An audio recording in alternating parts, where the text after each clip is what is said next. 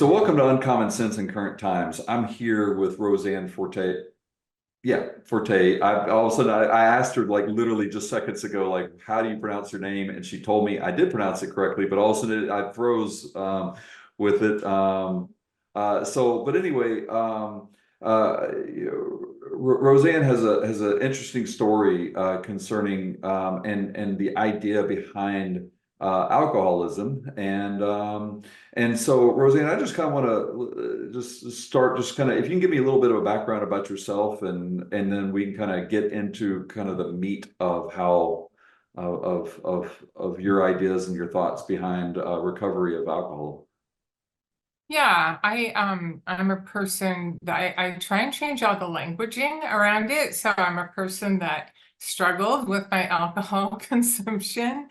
For sure, I probably represent a lot of people that are struggling with alcohol. I was successful, mom, married, in corporate, high achieving kind of person, and I started using alcohol early and used it, to create maybe some romanticism, and used it to have fun, used it to relax, used it when I was stressed. And over a lot of decades, it became a serious problem. And for me, I I am a Christian and I just loved Jesus, and um I was a leader in the church. I was a treasurer. I was a Bible study leader. I spoke at women's conferences, and I had this problem and I couldn't figure out how to solve it. And the 12-step methods that were available did not look attractive to me. I didn't feel like I wanted to call myself a name, even though I knew I had a problem. I'm not an alcoholic. I just have a problem and I gotta figure this out. And the other things, I guess at the time I only knew about, AA. So I already had my higher power, so that I didn't find that attractive as well. And I ended up going to a secular coaching program that said, hey, you want to change your relationship with alcohol? And it was right at the start of COVID, and I feared that I would die if I didn't do something about it, because excessive alcohol depresses immune system and lung function. Two things that you really needed to survive COVID. So that was my kind of moment of clarity to take it more seriously. But I just took a challenge to do, 3 months, and I had no intention of quitting forever. I just said, I just need to know what this looks like, because it doesn't look like anything I want to continue right now. And I was so completely transformed at the end of 3 months. I just couldn't believe it. I had more confidence. I had peace and joy, connection with people. Blood pressure went down significantly. I lost 20 pounds. I mean, this is like, this is the formula. And I ended up being so excited about it. I ended up working for them. So, And oh, I'm yeah, sorry. Go ahead, please. no, I ended up working for them, and I got to learn a whole lot more about the science of, changing neurological pathways. And then I'm like, wait a minute. God already told us this. Like, God told us we can renew our minds. And, I just started connecting the dots between everything that they were teaching and science with God said it first. It's already embedded in God's word. So I created a daily devotional that takes people through the same process I did, only with God.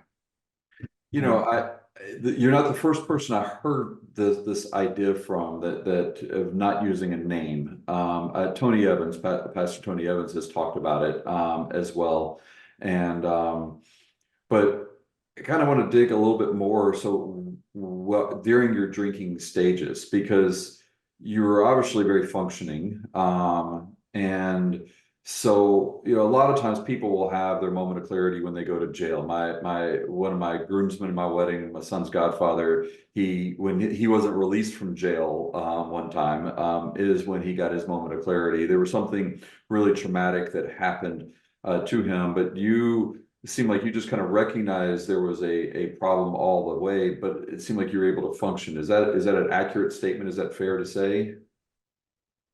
Yeah, I definitely recognized I had a problem, but I couldn't come to terms with this terminology, which kept me from getting help. And so that's the population I am trying to reach right now, because according to the National Institutes of Health, and I think this is an understatement, 11.3% of the United States population has some form of alcohol use disorder. And I'm sorry that if you think about how big that is, that's, every man, woman, and child in the state of Texas. There's a lot of people. And you are so right, Peter, that a lot of people, and I probably would have done the same if I didn't find another method. I would, unless I had no more choices, I wasn't going there. You know what I mean? And I did, by the way, I did go there because I did land myself in jail via a DUI. Uh-huh. And I was forced to go to 3 meetings of AA. And while that scared me and I quit for 3 months, it didn't stick because I didn't change my relationship with it. But I didn't use AA. It was just the fear of having the DUI and the jail experience and the Right. horrendous thing. Now, and I think it's interesting how you're kind of phrasing this, because the stigma of being called an alcoholic. So you can be an alcoholic and not have the stigma associated with it. I look at a lot of people that I know that clearly have a problem of some level, and almost encouraging their children to do the same. My daughter she's a sophomore in college, and she told us just recently, she said, "You're the only parents I know that don't get drunk with their children." And Yeah. she's not 21 yet, and neither are her friends. It's like one of those things that's kind of encouraged now. So I see I see it kind of exploding, but you're right. There doesn't seem to be the stigma of saying I'm getting drunk with my underage teenager, and that's cool. But if I call myself an alcoholic, that's not cool anymore. Is that kind of the way you were seeing it at that time as well? I mean, maybe not with the teenage part, but is that the stigma that you're seeing with other people anyway, of that the being called an alcoholic is the problem? I really think it is. I mean, here's my we've here's my experience with addiction. I used to smoke cigarettes. I was a chain smoker, 2 to 3 packs a day. It was the first thing I did when I woke up in the morning and the last thing I did before bed. In order to quit cigarettes, and I lost track of how many years ago that was, 15, 16 years ago. In order to quit cigarettes, I needed pharmaceutical drugs prescribed by a doctor, right? So that's a pretty serious addiction. Um, I don't tell you I'm in recovery. I don't tell you I'm a smokeaholic or a cigaretteaholic. Never I thought. just tell you that I quit because it was killing me. Right. And that's kind of the narrative I have about alcohol. There was nothing good that it was doing in my life. It was killing me, health-wise, emotionally. It was making me less productive. I was doing things that created, shame and guilt.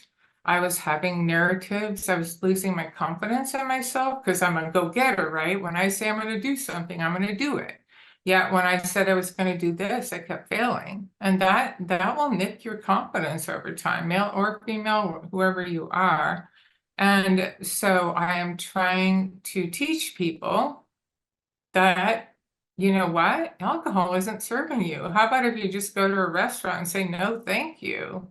No, no, thank you. I'm an alcoholic. I'm sober. And using all these trigger words that go, oh, you're one of those. Like, why do you have to be one of those? Why can't you just say I quit because it was a problem for me? I mean, do you see that? No, I do, and it's one of those things that I've talked to my children about when they were younger. I was like, no one ever got ahead by being a drunk.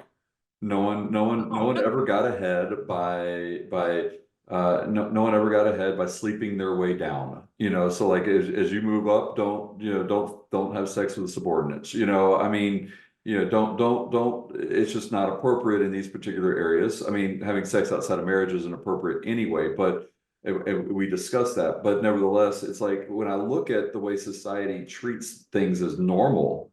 I'm like, I don't see it ever being helpful in being able to contribute back to society of it.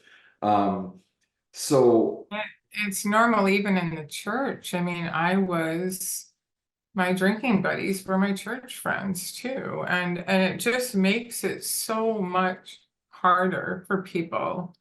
And I don't want to get down on everybody that drinks. I'm just trying to make some awareness. It's like having donuts and being addicted to sugar, right? I right, mean, that's my at addiction. Yeah. some point, it's just not a healthy thing to do. And my thing, the only time I don't use the words alcoholic, sober, or recovery, not because they're not, well, alcoholic, I'm opposed to labeling. We don't label people who had porn addictions, or maybe we do, I don't know, but you know what I mean? Yeah, I'm not labeled for having had a cigarette problem, so I'm not a big thing. But in terms of sober, it's totally a good word. God asks us to be sober-minded. And it's pretty hard to be sober-minded when we're under the influence of a substance. But I tell my friends, because some of them call me and they're like, I love my life sober. And when I go to a restaurant, I say I'm sober. Everybody looks at me and they like look at me weird. And I'm like, do you want that to stop? And she's like, yeah. I go, why don't you just say no, thank you, I don't drink? Like, why do you have to use the word? Because sober triggers something in people. It triggers the label, right? And she's like, oh. And and then recovery, absolutely, but we're all in recovery. If we're human, we're recovering from something. Right. And I just like to use the term we're healed, we renewed our mind and we're healed, and on to the next thing that we need to recover from. So, yeah. So, I've seen many times where the alcohol thing, especially around a group of friends or around a group of acquaintances. Again, I have a sugar addiction problem, and I had to completely restrict myself off the sugar for a period of time. My blood sugars were getting up too high, and I was like, I want to be healthy for my family. And so I'm like, I'm cutting out sugars to see what happened. What was interesting is that when I was around a group of people that were drinking, and if I said no, I don't want to have anything to drink, there was like a pressure immediately of why not, why not, why not? Where if I said no, it's my doctor does not want me to have sugar, they're like, oh, cool, that's okay. It was accepted, and I interpreted it as they don't want to feel guilty by being around somebody who doesn't drink, whether or not Yeah. their reason for it or not. Did you find that to be the case, particularly when you moved into that level of saying, no, I don't want to have a drink, where other people were like, well, what's wrong with you? Are you looking at me bad now? Did you find that from a stigma side of it there? I think there's three different types of people in social situations, as I was, there's the person who is curious why you're not drinking because they like, wow, I'd like not to be drinking too, but I can't say no. There's the person who doesn't like alcohol and they're ordering one just to fit in, because I have a lot of people that do. And then there's the people that you described, that they want to feel like they're not alone and their behavior isn't being examined under the influence. So they would prefer you being under the Right, right. influence. And sure, when I say don't drink or I coach and they're like, oh, did you used to be an alcoholic? I get this all the time. And I go, well, I suppose there's some people that would have labeled me that, but I don't, I try not to.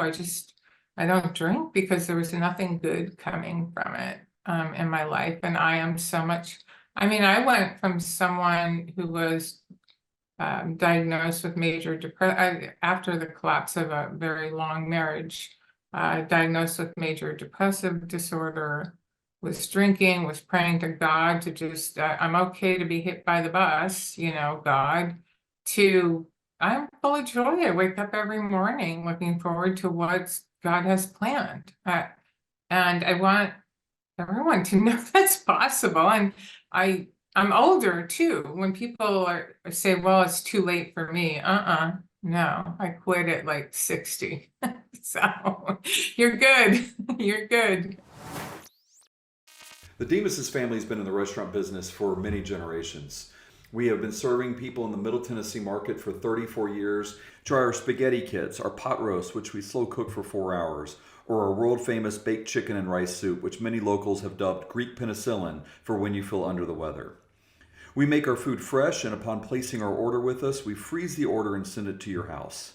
Demas's is more than a business. 5 generations of restaurant operators have taught us many things about food, but more importantly, we have recognized that we don't sell food. We sell the experience of bringing people and families together, which our country desperately needs. So go to demasfamilykitchen.com and share in this journey today. And for right now, use the code UNCOMMON to get 10% off of your order. That's demasfamilykitchen.com. Now again, I want to kind of go back to the terminology, and you've said it a couple of times, of the stigma, and that we don't do it in many other areas that we might have addictions to, where there's a label associated with it.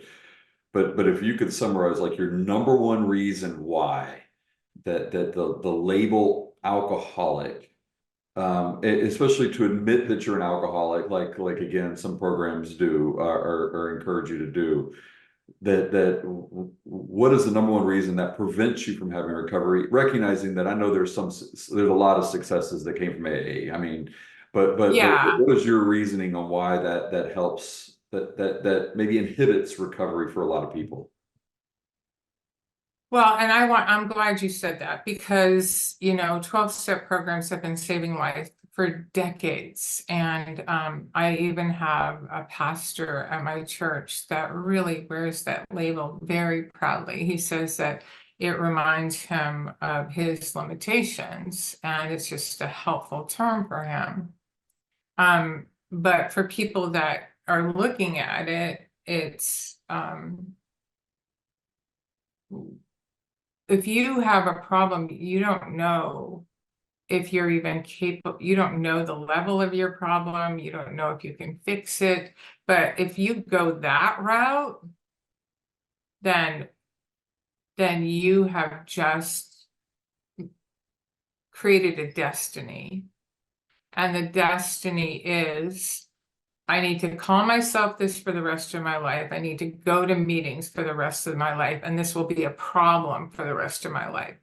Holy moly. You want to go from examining, like, wait, my relationship with alcohol isn't very good, to, oh, I'm an alcoholic. It's a tough transition, right? Which is why what you said at the beginning of the show, sometimes you have to slam into the brick wall to get there. And I would make a case that that's a lot of times what happens, is slamming into the brick wall. I had a diagnosis. My wife is leaving me. I got in a car accident. You know, I got a DUI, whatever the reason is. It's the brick wall where you have no choice. And here, at least, I'm saying, well, why don't you take a 12-week challenge and just see what's possible? And you can choose after. And it's just about curiosity and changing your relationship with alcohol. And honestly, I've been thinking a lot about this. I didn't think about it as I was doing it, but I think it's more about being more connected to God than anything else, because in the devotional every day, you're going, wait, this is what God said. This is what I did. Here was the consequence. I think God knows, like he did these things because he loves me. He said this, and there's this recognition, it's very slow, drip, drip, drip for 84 consecutive days, right? Like, wow, God really does love me. I really wasn't paying attention. And so it's this desire to be connected, to experience better sleep, to experience better relationships, to experience more productivity, to feel the power of the Holy Spirit. Come on, we all want that, right? And yeah, and that's what the walk is. So, so when you recognize this, and you recognized, because you said it kind of started in a secular realm, and then you realize, wait a second, the Bible's already saying this. What was the verse or the verses that made you realize that this is biblical, and as opposed to just this a new age way of stopping? Well, let me just give you day one because it is very uh day one is First Timothy 4:15, right? Practice these things, immerse yourself in them so that all may see your progress. And that's what renewing your mind is, and that's what changing neurological patterns requires. Practice these things so that all may see your progress. And that's what I challenge people to do.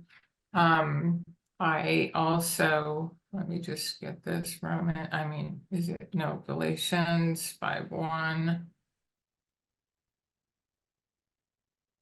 Galatians.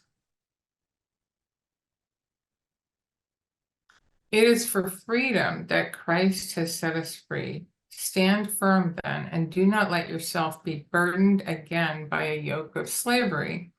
And I've been changing my branding to choose freedom. And one of the things on the front of my devotional, people were discouraging me from doing this. I say, free yourself from the psychological slavery of your alcohol habit. People are like, oh, that's a buzzword. Like you shouldn't use that word slavery. And but I said, oh, the audience that has this problem, they get it. That's exactly what it is. It's your brain being held back by a ball and chain despite your desire to be free from it. And so this Galatians 5:1, being free from that yoke of slavery. I mean, and there's also a verse, if you practice sin, you become a slave to sin. That's exactly what Right. happened. We practice doing it over and over again. And by the way, there's 84 different examples in here. No, that's fine. Yeah, I just, there's a great book out there by Neil Anderson called Victory Over Darkness, and we did as a family, we went through each chapter at a time. And the premise of the book is that we're children of God, and we read statements that the Bible says about us, and I think it was very transformative for my teenagers, but it was for me as well. When you recognize you can take away a lot of things from me, but you can't take away who I am and who I am in Christ. And I think it was so eye-opening that when you're saying this, you're absolutely correct. People might say, "Oh, well, slavery, you can't, you don't want to use it," but that they're looking at it from a perspective of a worldly, Yeah, 1800s. political, yeah, Yeah, yeah, but in reality is if anything that is causing you to not be free, if anything is causing you, you can't get away from it. I told you, like I said, I have a problem with sugar, and I would walk into the pantry. I was full. I'd walk into the pantry and literally sit there and like, why am I even here? I can't think of a better way to indicate that I was a slave to sugar, because why else would I be in there? I didn't. Yeah, technically, I chose to walk in, but I didn't even know why.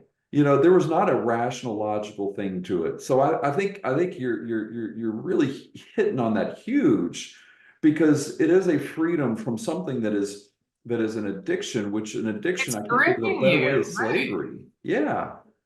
So And so all sin can be that way, you know what I mean? It's all of our tendencies to go after what the flesh desires, um, if practiced enough, becomes second nature, and we become a slave to it. So we got to practice something different, which is why I love First Timothy Well, so and that was 4:13. yeah, and that was where I was going. So let's say that let's say I have let's talk about smoking. Can I take your same devotion and apply it to all? I guess smoking, I don't know, is a sin or not a sin. I guess I could argue that it is, but it's unhealthy, definitely, no matter what. Could I apply it to smoking? Could I apply it to pornography as the sin of pornography? Could I apply many of these tools that you're learning, or that you're teaching here? Can I apply this to other areas of sin in my life, or is it more really designated for those that have tendencies to Yeah, no, most of the devotional is neurological habit. I say a lot. I do say substance. So that's one thing that has come up a lot, that it can be used for any problem. I have definitely transitioned because I developed a program now for faith-based organizations, coaches, and counselors, and it is actually backed by the medical director of the American Association of Christian Counselors. And I did beta testing in a church group, and we had drug users in them. I have better testimonies from drug users than sometimes alcohol. And I here's what I think it is.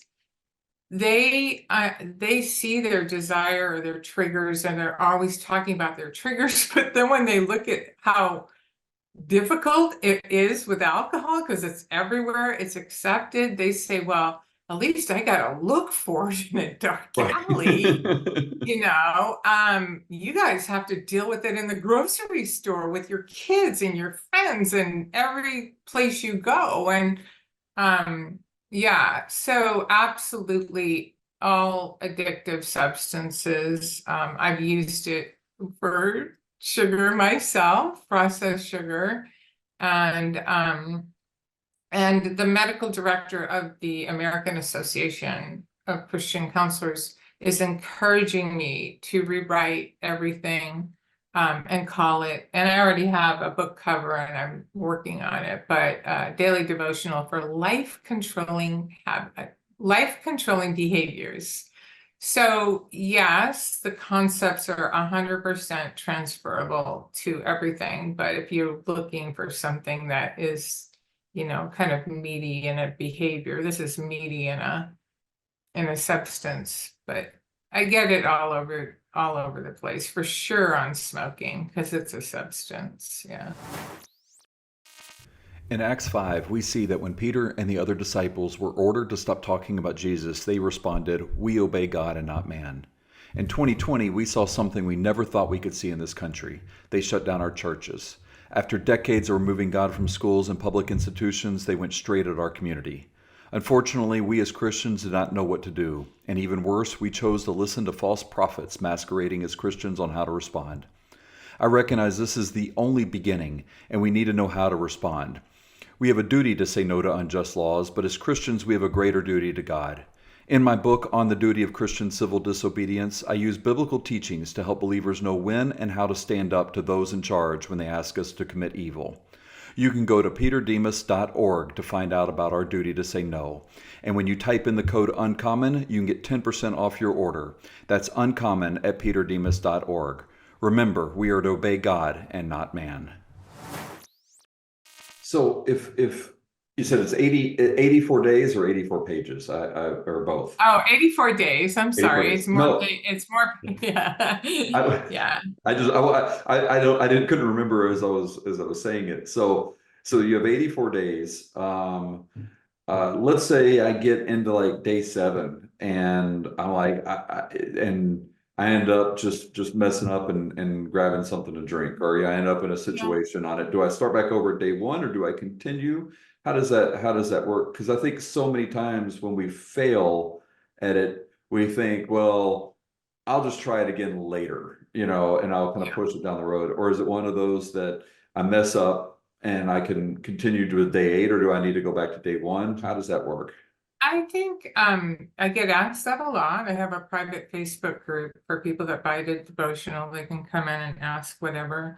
So I get asked that a lot, and depending on what they describe to me is my answer, right? It depends. There was one woman who just recently said, I've drank twice in 2 weeks. Should I start over again? And my answer was yes, if you're committed to doing it for 12, because first there's an introduction part where you have to take an assessment of everything it's costing you and develop a future vision of yourself, because you can't just pick it up and go, yeah, I'll give this a try, and day 5, it's too hard. There's a process of understanding what it costs you, of developing a vision, of knowing God has a better plan, and of having the mindset that I'm going to quit for 12 weeks and see what's possible. It's not about, I'm going to try and see, because trying is just not a commitment. On the other hand, I've had somebody that said, hey, I've got 3 weeks under my belt, and I had a drink last night and I feel really guilty about it. I didn't get drunk, but do I have to start again? I'm like, absolutely not. Like, Right. keep going, and so it just depends. It's just a lot about mindset. And on the person that drank 2 times, I'm like, make sure you do a lot of research, or maybe go through the devotional without the intent to quit, to just understand. There's a lot of learning that has to take place, and a lot of trying and having it not work, trying and having it not work. And eventually you go, okay, this is the definition of insanity. I need to do something different. That's when you do it, right? So you're really addressing the spiritual and the psychological components of these problems. Yet there's a physical problem. I'm in the restaurant business, and we have a lot of people that work for us that I mean, that we're dealing with substance abuse of all levels that we have to deal with, and some of it's casual, some of it's a real big problem. And I remember an employee that I helped, and had to work on getting him into an inpatient program because he was going through multiple bottles a day. And the problem that he had was, he says, if I stop, he said, my body physically can't handle it. It Oh hurts. yeah, that's dangerous. That's that medical attention needed for Yeah. sure. So how does one, so if someone's listening to this now and they recognize this is kind of where I'm at, yet they recognize your program can be very successful, but there's the physical addiction, the physical need for it. What do you recommend for people of that, who's falls in that If category? you have DTs, this requires medical attention. It's nothing to play around with. Having said that, I had a client go into rehab with the book, and he came out a new person. Just incredible. And he was saying, like, that he went into a Christian rehab, and he's like, Rose Ann, they're teaching everything in your devotional. I showed it to him. I go, good. And I do have a statement he is the director of clinical psychology at Liberty University. So it's pretty, great. But he has written a statement that said the devotional can be used with all phases, the casual person that wants to change their relationship, all the way up to clinical and rehab, because the principles are the same. We want to renew our mind. We want to be connected to God. We want to have the Holy Spirit help us and lead us through this. I had somebody go on Facebook today, and she said, just reflecting this morning, I've completed my first 12 weeks for this devotional, and it was suggested to go on a journey a second time. I'm at a different place now than I was 12 weeks ago, and I want to view this devotional again with more clarity. She says, friends, I'm standing in the middle of answered prayer. Read that again. I can't tell you how many prayers I've prayed to God over the years to take this habit from me. 95 days, friends. That's where I'm at. I chose to let go and hold God's hand and let him hold me through this. It goes on, but I get this all the time. It's so rewarding, and it's not about what I did. It's about being a tool and having them realize God just pulled me through that, and so yeah, it's amazing. So we're kind of nearing the end. I would say if you're speaking to someone out there who is struggling right now with it, and you have to say,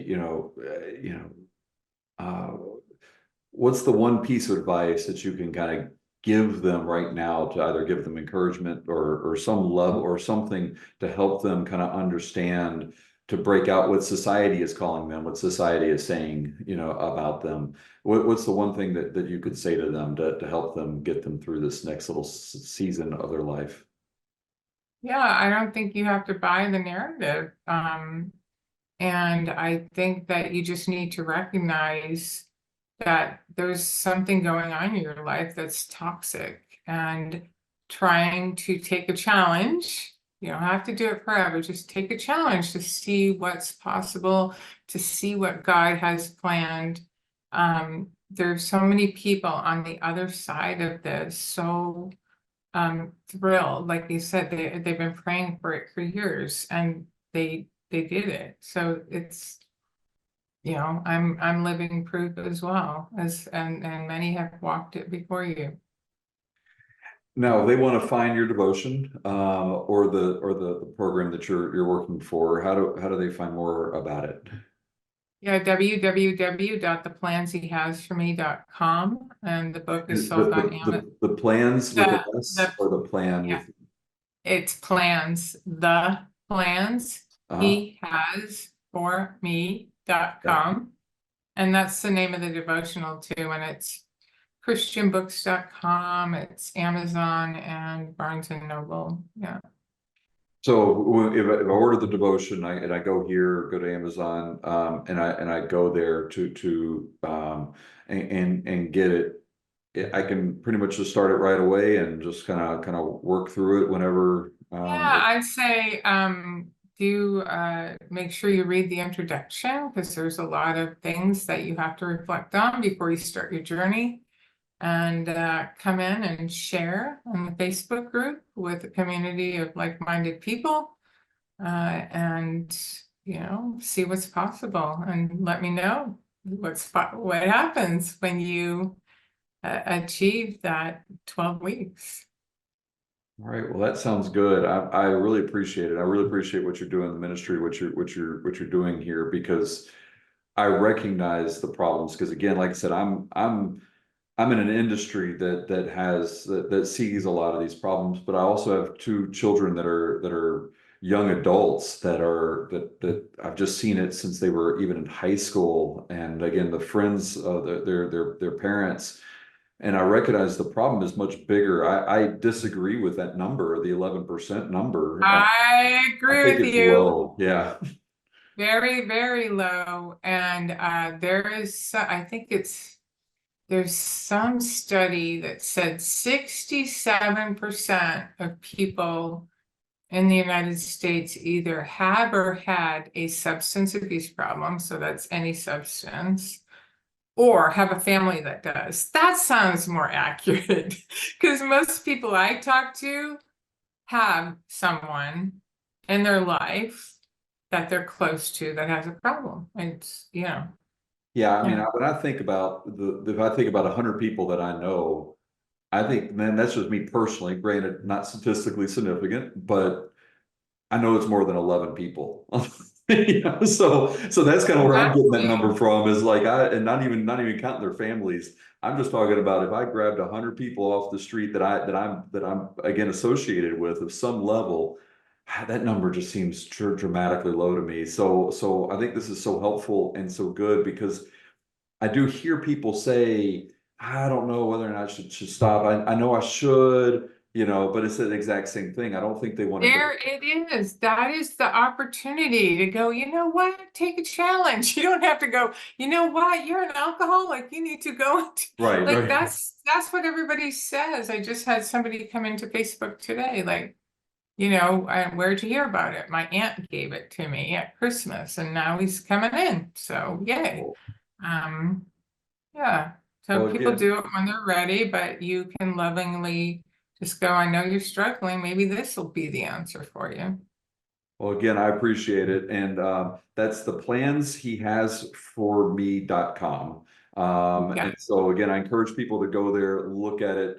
And if you know somebody, I think it's a nice little way of being able to have a conversation without it being judgmental. But also for those of you out there who I think are potentially experiencing it, I think this is a great tool and a great way of looking at your life and examining it in a different way. So, Rose Ann, Yeah. I thank you so much for being on the show and telling people about it. And I encourage you to continue with this. And I can't wait to see when you can move this past into the other areas of that people are struggling with today as well. Yeah. Thank you. Thank you for having me, and thank you for letting me talk about it. Really appreciate it. All right. Well, thank you. You have a good rest of the day. We'll see you soon.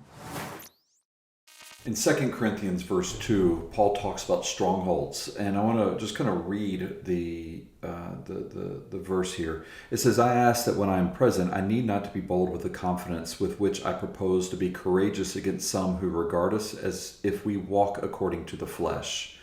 For though we walk in the flesh, we do not war according to the flesh. For the weapons of our warfare are not the flesh, but divinely powerful for the destruction of fortresses. We are destroying speculations and every lofty thing raised up against the knowledge of God, and we are taking every thought captive to the obedience of Christ. In talking with Rose Ann Forte, we're seeing that she is applying this principle, this idea, to the concept of addiction. She's talking about the fact that when you're an alcoholic, or when you use the phrase that you're an alcoholic, that what you're doing is you're not really dealing with the ultimate sin issue. You're not dealing with the stronghold. Unfortunately, many times addiction is really just another level of a stronghold. It is a version of something that is kind of keeping you in place from it. And even though you might be able to you might be able to break free of it, but without God being able to help you break free of that stronghold, it'll never take place. Now, there is nothing wrong, and I have friends who have graduated from AA, been sober many, many years, and they consider themselves sober. They like the fact of saying they are an alcoholic, that they used to be a drunk, but not a drunk, but they're still an alcoholic. They like the idea of that. And Rose Ann talks about it. She talks about a pastor of hers that says he likes that idea as well. However, there is this idea and the stigma behind it, and we have to recognize that without God getting involved in the circumstances and the situation, that we are not really breaking free of the strongholds, that even though we may feel free, and even though it doesn't necessarily mean that we are. Jesus tells us that we're free. He says that we are free provided that he is our source of freedom. He says the truth will set you free. Well, Jesus is that source of truth. And we talk about this a lot here, that the only source of truth really comes through Jesus, that he is the one that will do something of that nature, that he's the one that's going to set you free. However, just because you're free doesn't mean that you get to take advantage of that freedom without being able to deal with these strongholds. In the War of 1812, the War of 1812 was there was the Europe signed a peace agreement with the War of 1812 a little over 2 weeks before the Battle of New Orleans, where Andrew Jackson defeated the British at the Battle of New Orleans. The war was technically over, but the United States didn't know about it. And we continued to fight. We continued to, and people died on that side. Just because, again, the war ended didn't mean we knew about it.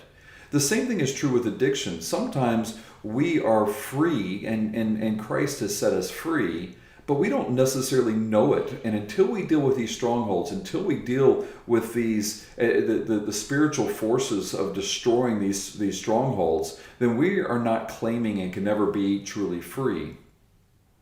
So it's important for those of us out there who are battling addictions. And again, I deal with a sugar addiction, and I can sense it. It's a physical addiction. There's a psychological addiction. There are things about it that I have to deal with. But I recognize that as long as I'm doing it in my own will, I'm going to fail. And I've failed many times with it. But once I release this over to Christ and allow Him to free me from this addiction, to realize that it is something that goes beyond a spiritual component, it is truly a form of slavery on a spiritual realm and a spiritual level.